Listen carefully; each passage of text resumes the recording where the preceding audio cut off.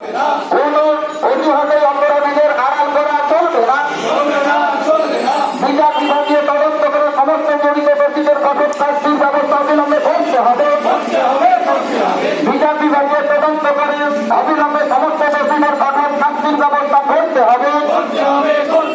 এই দাবিতে আজকে 12 ঘন্টা সাধারণ ধর্মঘটে সামিল হন।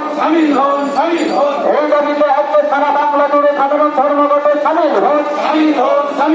রাজ্য জুড়ে নবনাথের নিরাপত্তা সুনিশ্চিত করার দাবিতে আজকের এই 12 ঘন্টার সাধারণ ধর্মঘটে সামিল হন।